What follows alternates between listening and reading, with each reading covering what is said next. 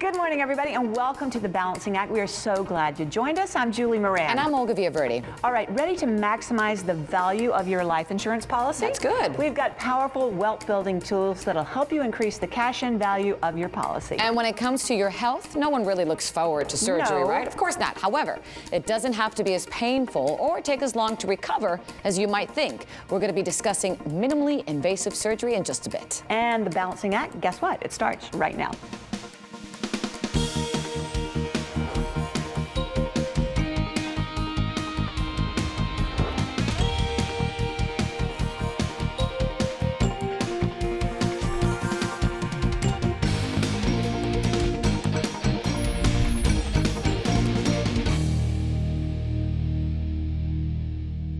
You need surgery. Just 3 little words, but the implications can be daunting. Surgeries are not easy by any stretch of the imagination, but there is a type of surgery that could make the experience much less traumatic and less costly.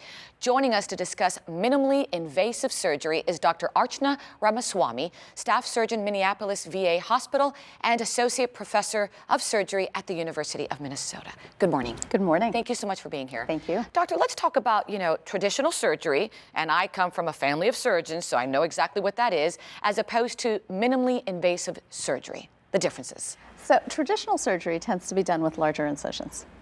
Minimally invasive surgery tends to be done with smaller incisions and 1 or several incisions. And then we kind of break it up into 3 types of minimally invasive surgery. Okay. So this includes laparoscopy. So laparoscopy is done with 1 or more incisions that are smaller than an inch, using a small camera as well as long instruments. Then there's endoscopic surgery. So endoscopic surgery uses natural orifices. What that means is things that already exist. So the mouth, the rectum, the vagina. Correct. And then there's robotic surgery. So robotic surgery is really laparoscopic surgery with the use of robotic arms as well as 3D magnification of the area that we're working on. And no doubt, we're talking less traumatic for the patient. What are some benefits that you see with all of these? So first of all, many of these procedures are done as an outpatient basis. Which is great, because you're in and then you're out. Absolutely. Love that. Some of them still need an inpatient hospital stay. However, what we see is that the inpatient stay is a lot shorter than it would be with traditional surgery. And then recovery. That's huge. Absolutely. So there's usually less pain associated, so less need for pain medication. And then this all translates into a quicker recovery and ultimately what we want to see, right? Which is a faster return to work, quicker return to regular activities and feeling like yourself again. Right, because you don't want to be 6 weeks in bed recovering from a surgery that maybe now will have a 2-day recovery. Right. Let's talk about some surgical procedures that are being done with this. So what most people are used to hearing about is gallbladder surgery, right? That's been the one that we've known for a long time that's been done laparoscopically. That's really just the tip of the iceberg. We now perform weight loss surgery or bariatric surgery with minimally invasive techniques. In addition to that, there's heartburn or reflux surgery, appendectomy, hernia surgery, colon surgery for even things like colon cancer. And then there's many organs that we can remove as well when they are diseased using minimally invasive surgery techniques. So I can see all the benefits, I'm hearing them. What I don't understand, and here you can clarify this for me, is I feel like there's not a lot of awareness here when it comes to this. There are risks with any type of surgery. And minimally invasive surgery may not be the right option for everybody. Okay. And so this conversation has to begin with the referring physician as well as with the surgeon. Sure. I belong to the Society of American Gastrointestinal and Endoscopic Surgeons, or SAGES, and we're a society of 6,000 surgeons, and we really work towards empowering the patient and education for both the referring physician, the patient, as well as for continuing education for surgeons that are out there. We have an initiative that's been launched within the last year called the Healthy Sooner Initiative. Online, our website is healthysooner.org. There's a lot of information there. So we have patient brochures on this website, and it gives you a list of questions that you can think of to ask your surgeon, because as you know, you go meet a doctor, you forget everything. What about cost, doctor? Is this more expensive? Because a lot of people out here say, oh, that has to be more expensive. It's technology, we're so advanced. There's a study from Johns Hopkins which shows us that if we just increase the use of these minimally invasive techniques by just 50%, that we could save close to $300 million Wow, that's annually. significant. So, doctor, give me that website one more time for information that anybody would like to find. healthysooner.org. And you can find us on Facebook and Twitter as well. Thank you so much for your time. Thank you. Great information. And also, you can go to our website, thebalancingact.com, get informed.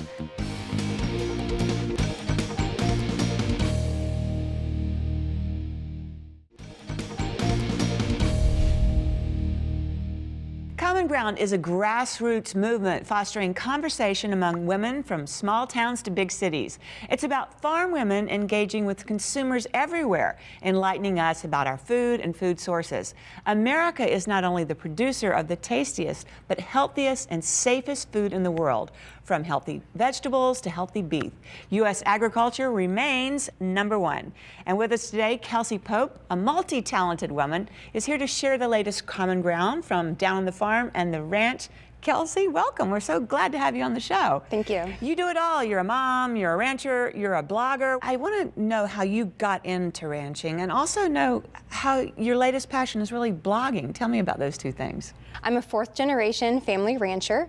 My family raises Red Angus cattle on the plains of eastern Colorado, and I ranch with my parents and my husband and my son, who's hopefully the 5th generation. Wow. I started my blog actually when I was in college. My college roommate was a city girl and knew nothing about agriculture, and she was really interested though and wanted to know a lot more. And so I thought if she was really interested, there's probably a lot of other people that are too.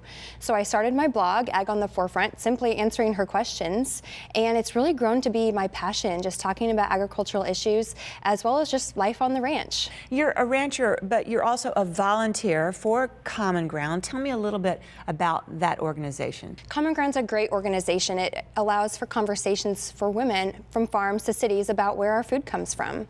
The National Corn Growers Association, United Soybean Board, and their state affiliates all started Common Ground to give farm women and ranch women the opportunity to talk to our consumers about how we raise food. We're volunteer farm women from all across the country. We represent all facets of agriculture, and we just want to be a resource because we're moms. We're putting food on the table just like everyone else. And so we want to just be a resource to these consumers, helping them answer questions, because we know that there are things about raising food and labels on foods that they have questions, and we don't want them to have fear in their food.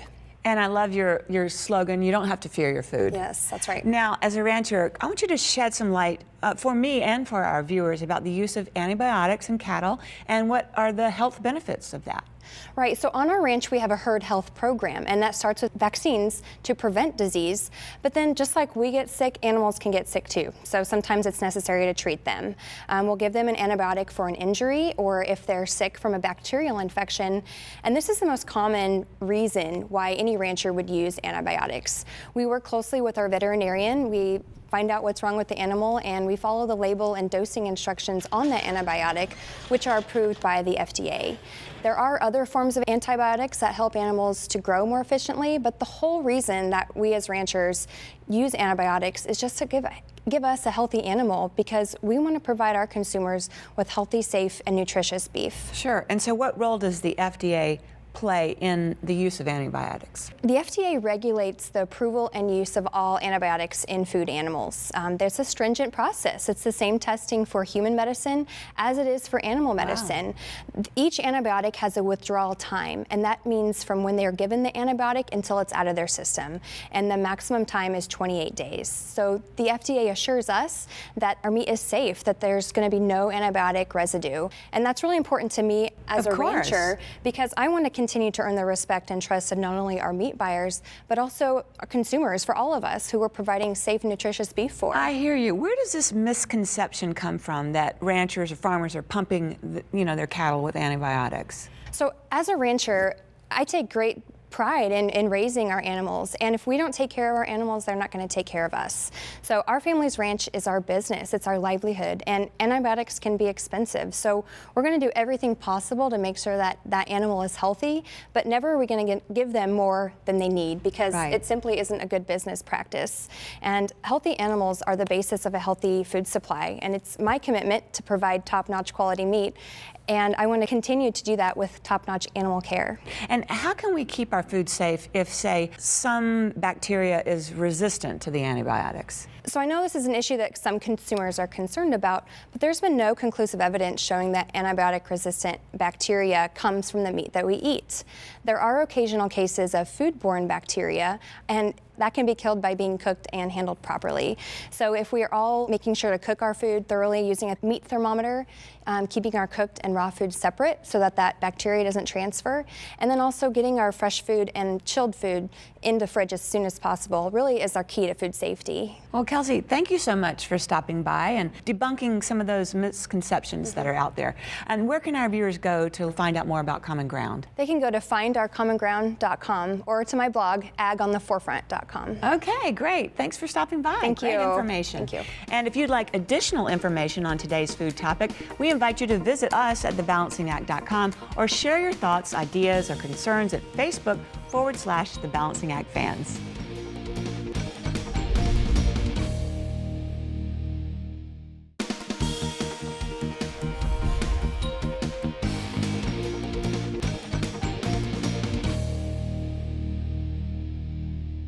Women and wealth planning. Today we're discussing the planning tools we need to know for a better, more secure future. Here to share his knowledge is Michael Friedman, president of GWG Life. Good morning, sir. Good morning, Olga. Thanks for being here. Michael, quick question. You know, women today, let's be honest, the roles have just, my goodness, how many do we have? Wife, mother, we're working, we're taking care of our children, in many cases taking care of our elderly parents. So would you say has post-retirement wealth planning taken on a new dimension? Well, it has to. Why? As Americans are getting older, as we're now getting into our older years of taking care of our children and our parents, we have to think not only about our own retirement, but also dealing with our parents' retirement. But are people really doing that? Or it's a great idea, but are we really doing it, and are we really communicating about it? Not as much as we should. As a nation, there's a need for better planning for retirement, but also for their future health care needs, as well as ultimately long-term care needs. And let's be honest, that's important because our parents and people are living longer, and unexpectedly things happen.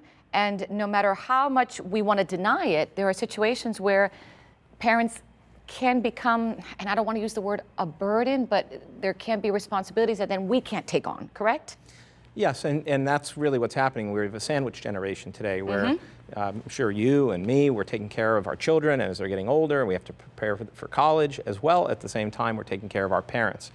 There's an emotional component, but also financial, where we're taking care, providing them support in many ways. And so it is becoming more complicated and something that we have to be better off plan so that we're not caught unexpected. And my parents have planned, and I think they've done very well. They have their life insurance. I have my life insurance. But Michael, there seems to be some confusion regarding life insurance and how it plays a role in wealth planning. Tell me the difference. Life insurance is an asset, just like a home or a car.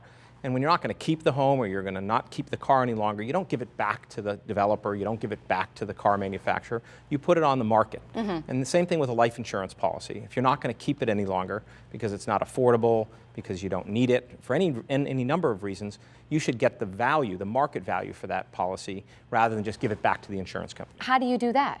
Well, that's a life settlement, and that's what GWG does. Okay, clarify that for me now. Life settlement. A life settlement is simply when somebody doesn't want, need, or can afford their life insurance policy any longer, they can go to the market, the life settlement market, where GWG is a participant, and sell their policy rather than surrender it or lapse it back to the insurance company. So let's use my dad, for example, and this is a perfect example. I think his insurance policy is up in 6 months. I remember hearing my mom saying, no more, we don't need it, we can't afford it, that's it. That would be a good example right there. It's a great example. So for your father, what he should do is contact GWG and say, hey, I have a life insurance policy that I'm not going to keep, I can't afford. What's it worth?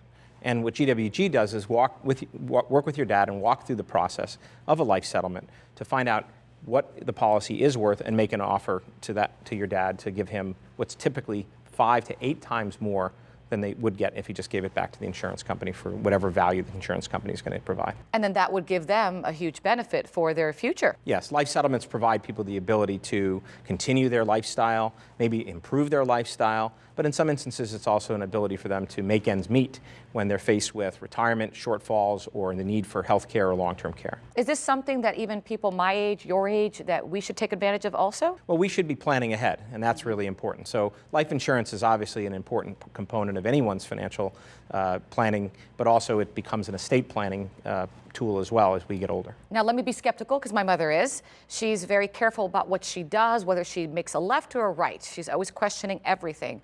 I could hear her say, well, is this safe? Is this something positive? Is this reliable? And then what would you say?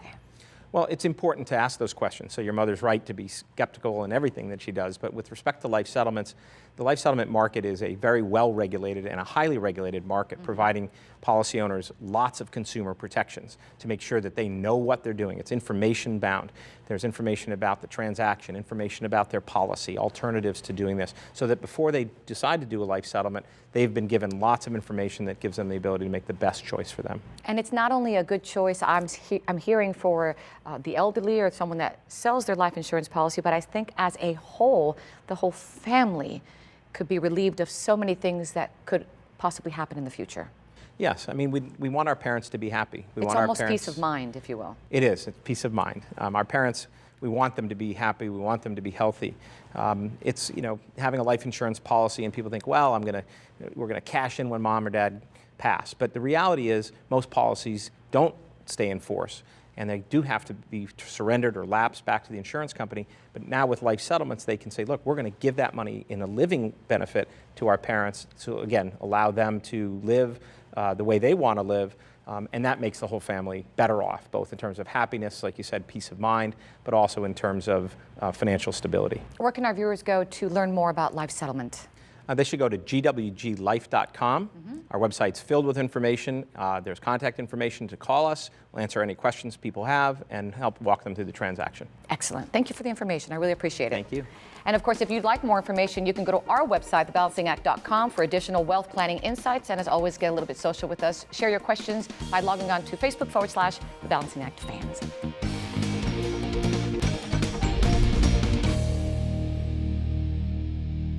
Time again for today's tech tip. These days, kids are wizards when it comes to technology. Today, our tablet and smartphone expert, Elizabeth Little of Arulu Technologies, is back again to show how affordable tech for tots can be. Welcome back. Thank you. Oh, baby, this looks expensive. You'd be surprised. This little tablet sells for only $60. Oh my gosh, that is amazing. You know, tell me about the baby pad. I mean, it really looks different than other tablets. It is different from other tablets, Julie. Everything about it was designed specifically for kids. It has soft rails and rubberized corners to prevent scratched furniture as well as injuries. And it's built to be ultra durable to withstand drops. I love it. All right, how about baby pad software? What makes it so special for kids? Well, the interface is really colorful and captivating, and it includes activities that kids love, such as painting and photo editing. Well, now, how can you guys at Arulu keep things so inexpensive? I've got to know. Well, we do it by selling 100% online through irulu.com as well as other retailers, and we pass along that cost savings to our consumers. And what about, I think you've got a special offer today for Balancing Act viewers? We do. We have 20% off on irulu.com plus free shipping for Balancing Act viewers. Thank you so much for the deal for our viewers. We love that. Of course. And if you'd like to discover more about the baby pad, visit us at thebalancingact.com or socialize. Log on to Facebook.com/The Balancing Act Fans.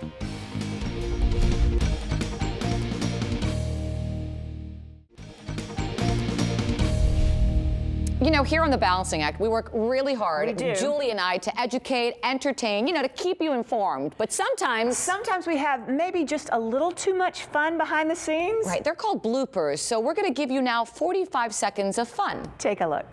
Stop in the name of love. 5, 4, 3. Remember that? Good morning, and did you hear the squeal, everyone? And welcome to the Balancing Act. She's so fun. Right there on the glass. The fly, swat it. Swat it. Swat it. Now, one way they do that is by bringing in professional trainers, and I know Jeannie's going to make us start over, so let's do that.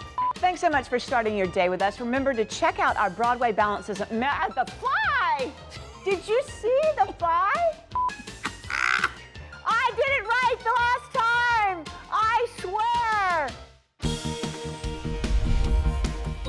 Great information on today's show. Remember, we have lots more on our website, thebalancingact.com. We're also on Facebook. Check it out, Twitter, and of course, until the next time. Remember, find your balance. So long, everybody.